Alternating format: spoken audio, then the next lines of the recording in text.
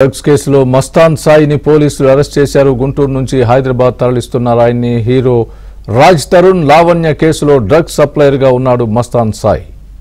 గుంటూరు మస్తానయ్య దర్గాను కూడా మస్తాన్ సాయి నిర్వహిస్తున్నారు.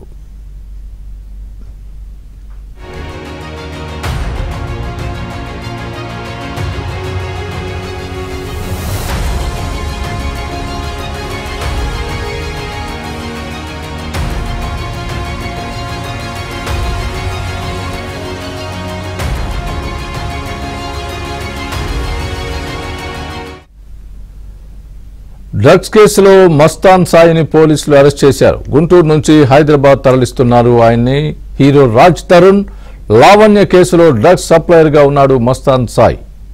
గుంటూరు మస్తానయ్య దర్గాను కూడా మస్తాన్ సాయి నిర్వహిస్తున్నారు. ఇదే అంశానికి సంబంధించి పూర్తి అప్డేట్ మా ప్రతినిధి సాంబశివరావు చెప్తారు. సాంబశివరావు చెప్పండి, మస్తాన్ సాయి పూర్వపరాలు ఏంటి?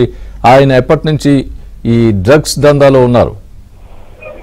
స్వామి, గుంటూరుకు చెందిన రావి మస్తాన్ సాయి అనే ఒక యువకుడిని హైదరాబాద్ పోలీసులు డ్రగ్ కేసులు అరెస్ట్ చేయడం జరిగింది. మస్తాన్ సాయి గుంటూరులోని నగరంపాలెంలో ఉన్న ప్రముఖ మస్తానయ్య దర్గా ధర్మకర్త కొడుకుగా కూడా ఉన్నాడు. ఇతను గతంలో కూడా రాజ్ తరుణ్ లావణ్య కేసులో కూడా ఇతను డ్రగ్ సప్లయర్ గా ఉన్నట్లు హైదరాబాద్ పోలీసులు గుర్తించి ఈ రోజు తెల్లవారుజామున గుంటూరులో ఉన్న మస్తాన్ సాయిని పోలీసులు అదుపులో తీసుకొని హైదరాబాద్ అయితే గతంలో గుంటూరులోని మస్తానయ్య దర్గాను సందర్శించేందుకు లావణ్య గుంటూరు వచ్చిన సందర్భంలో హోటల్లో అతను మస్తాన్ సాయి లావణ్యతో కూడా అసభ్యంగా ప్రవర్తించడం గతంలోనే మస్తాన్ సాయిపై కూడా గుంటూరులో ఒక ఫిర్యాదు చేసి కేసు పెట్టి వెళ్ళింది. అతనిపై అప్పట్లోనే గుంటూరు పట్టాభిపురం పోలీస్ స్టేషన్ లో కేసు నమోదైంది. అయితే మస్తానయ్య దర్గా ధర్మకర్తగా ఉన్న రావి రామ్మోహన్ రావు రాజకీయ పలుకుబడిన నేపథ్యంలో అతను కొడుకుపై ఉన్న కేసుని మరుగున పడేశారు. ప్రస్తుతం ఇప్పుడు రాజ్ తరుణ్ లావణ్య కేసు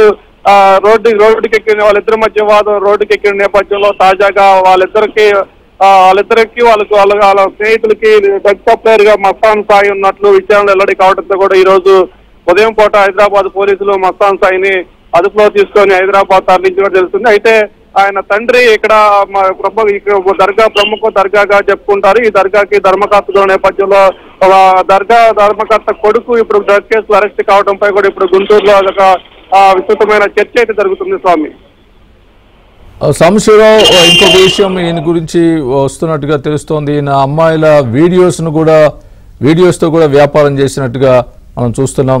దానికి సంబంధించి ఇంతకు ముందు ఏమైనా ఆయన కేసులు ఉన్నాయా? పూర్తి అప్డేట్ ఇవ్వండి దానికి సంబంధించి.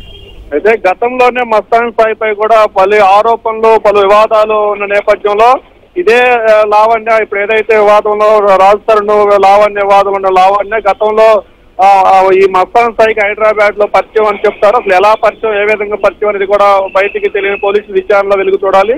గతంలో గుంటూరులోని దర్గాను సందర్శించేందుకు లావణ్య ఇక్కడికి వచ్చిన సందర్భంలో హోటల్లో పట్ల అసభ్యంగా ప్రవర్తించారని చెప్పేసి ఆ మధ్యలోనే దర్గాను సందర్శించకుండా వెళ్ళిపోయింది. అయితే అసభ్యంగా ప్రవర్తించడం అంటే ఏం చేశాడు, వీడియోలు తీశాడా, ఫోటోలు తీశాడా, మరేదైనా అత్యాచారానికి ప్రయత్నించాడా అనేది కూడా స్పష్టమైన ఫిర్యాదు ఇవ్వకుండా తన పట్ల అసభ్యంగా ప్రవర్తించాడని ఫిర్యాదు ఇచ్చిన నేపథ్యంలో మస్తాన్ సాయిపై గతంలో గుంటూరు పట్టాభిపురంలో పోలీస్ స్టేషన్ లో కేసు నమోదైంది.